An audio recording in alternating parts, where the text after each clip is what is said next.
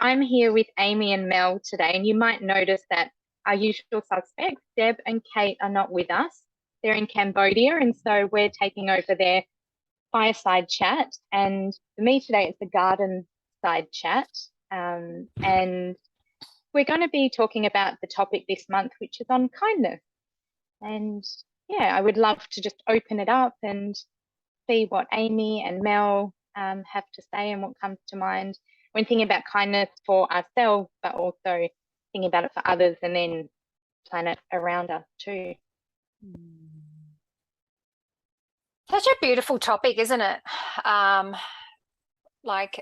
When we were thinking about coming on today and what we would share as we hijacked their beautiful fireside chat, it really is a beautiful topic. And for me, with so much going on in the world, with access to social media and other things that let us know that the terrible things that are going on in different parts of the world at times, the fact that there's also so much kindness that goes on, and how much when we focus on kindness and look for the kindness that is there, that how uplifting that can feel, as in the juxtaposition to what's going on. And it is there, we just have to look for it and report on it and focus on it as much as the other stuff that's going on. Absolutely.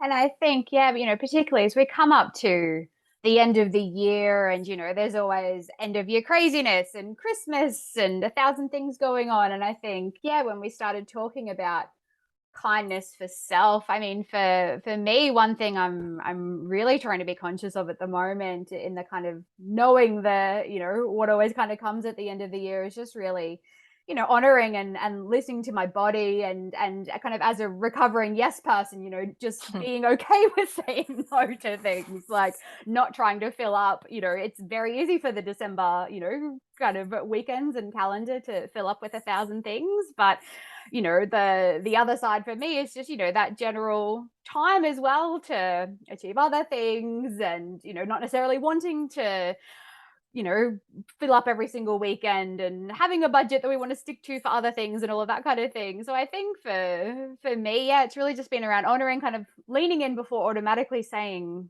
yes to everything, knowing that it's a busy time of year. And I guess just giving that kindness to myself of just going, no, like we'll just pick and choose the few priority things, and the other things they'll always be next year. There's always more. There's always more things to become involved in. I can relate to that, Amy, especially because I've just got back from being away and visiting family. Like today's my first day home, and I can already feel that sense, like I've been catching myself in that voice of like, do more, get this done. And it's actually not until I'm sitting here out in the garden with my shoes off, my feet, on the earth, and I'm like, like just kind of letting my body just settle and arrive. And I think you said, that tuning in to yourself and feeling what that experience is like when we're getting caught up in that doing and the saying yes, and the and taking those little moments to kind of check in. And when I think about that, it doesn't have to necessarily be really big radical things to be kind to ourselves, but for me today it's like right now, shoes off, or just taking a few breaths and just feeling in to myself and reminding myself to, just slow down today. That's okay. You don't have to do all of that stuff, that pressure, the stories that you get caught up in doing, and that narrative that can sometimes be really critical and catching you or pulling you out of yourself a bit and into that doing mode. It's funny what you mentioned, that sort of voice, that critical voice, because I think that's really, like, we're our own worst critics a lot of the time, right? And that judgment of self and so it's just bringing it back to that place of kindness in the way we speak to ourselves as well can be an important shift in and of itself, which then allows the action to catch up and allows you to receive yourself. And to be kind to yourself. I know, Mel, if I don't take time to do that for me, then my ability to be kind to others is so, it's just not there. Like I'm not able to hold space and be present and respond in compassionate ways because I'm caught up in my own spiral of, my nervous system's all, tied up and tight. And then there's that inability to be kind to myself, but then that just kind of ricochets out into my environment as well. And I'm starting to just really value that importance of tending to myself, to know that once I'm in a more regulated and grounded state, that I can be kind to those around me too. I remember in my... Oh, you go. Amy, we have our time now.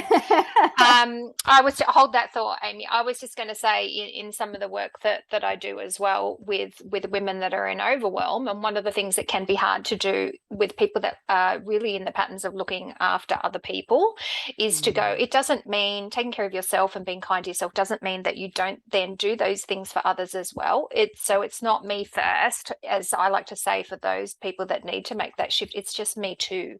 So it's I care for you and me, so that the me is part of the equation, and that can help sort of soften giving that kindness back to self for people that aren't used to doing that for themselves as well as others. What were you going to say, Amy? No, it was along those same lines. It's just that whole, circular system of kindness. And I know if I run myself down, I kind of present this empty shell that's like left for, the people that you love the most. And so, it's just that whole circular system of being kind to myself, being kind to ourselves, then kind of, flows and that kindness then goes to others as well. Like your kindness comes from a different place, doesn't it? When it's like in that state of, I don't know, it's like a deeper state within yourself where I'm genuinely allowing myself to receive that, and then I can also like really authentically give that in a way to other people. It's a different energetic state, isn't it? Which can absolutely be felt, and it's a nicer way to give as well, from a kindness state, and it's received so much better as well. I'm curious as to then the thoughts of how that might expand out to our communities and globally as well. I guess that's what I thought of when I kind of, lean into kindness as well. It just always reminds me of this video, and I actually popped the link to it in the upcoming event, which we'll chat about later on, but the upcoming Illuminate Kindness event. But there's this video called The Kindness Boomerang by LifeVest on YouTube, and it's just this kind of beautiful, how like whenever someone does something kind for you, and you can't help but want to either reciprocate that back to them or just pass it on to others. And it's just this beautiful kind of couple of minutes video, but just showing this whole kind of circular system of kindness I was talking about before, of someone helps someone out, so then that person then helps the next person cross the street, and then that person gives their spare change to someone who they're seeing kind of struggling at the kind of pay machine, and and ultimately in the video it kind of wraps back to the initial person who helped a little boy out. But it's just it's just so beautiful, like that butterfly effect, like it just keeps rippling out. Ripple effect. And I think sometimes you don't realize how much someone needs that kindness.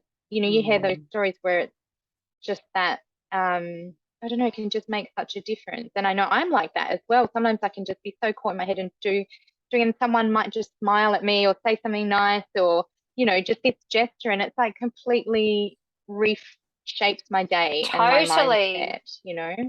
That's such a good point, isn't it? That those small things can make such a difference when they're being received and when they're being given. It's the small things, like you said at the beginning too, Lauren. It doesn't have to be these radical things, does it? It's just really those small micro moments. And I know you're big on micro moments, Amy, from many perspectives, from with your HR hat on. But the micro moments are truly blessings. Absolutely. So tell us more about Illuminate. What's the kindness event coming up? So it's next Tuesday on the 8th of November. So 6:30 Sydney time. It's online. So anywhere all over the world can join. But it's our monthly Illuminate event, and focusing this month on kindness. We're partnering with the Australian Kinesiology Association. So yeah, just really looking at the kind of the practice of kindness and kindness in the everyday, and kind of finishing with a beautiful kind of sound kindfulness meditation. So I think it'll just be really beautiful. Amazing. Sounds perfect. Yeah. Who's joining us for the Illuminate? Australian Kinesiology Association. Yeah. So we've kind of got Alice Boulevant, Anastasia, who's also on the SoulAdvisor team, Mimi Loves. So be a really beautiful lineup. combination of practitioners. Yeah. Sounds great. I'm sure that will be such a rich discussion. And looking at it, I love that idea where it's, we're looking at it through different modality lenses, and how that modality approaches that and can support that. So yeah, I think that sounds really fascinating. Keen to watch that one. Should be beautiful. Aww. And I think just expanding out into the world as well, how I guess, when you think of kindness when it comes to our local communities or the broader world around us, how do you see kind of kindness playing out there in your world? As we were just talking, it made me think of our discussion with Kate and Deb, who joined us early this morning from Cambodia, and all the beautiful things that our founder of SoulAdvisor, Elaine Ewan, is doing over there in terms of the community, and the anchor grace that we can't wait to hear more about, and the linkages and the ripple effects of all that she has envisioned, and the kindness flowing on to the schools that she's building and all the wonderful work as well. So when we talk about that global ripple of kindness, we are really connected here at SoulAdvisor globally, and it's just really amazing to see that unfolding. And we can't wait to have them back for the next Fireside Chat, where I'm sure they'll share more of their wonderful insights as well. Thanks for joining our little chat. It's been nice getting to do this and talk a bit about kindness. And yeah, I think we'll wrap up there, and hopefully little bits of food for thought maybe for people. And yeah, look forward to connecting with people in all different ways, and hopefully you'll be able to attend the Illuminate event that Amy was talking about. So I'm sure we'll connect with people in some way through that.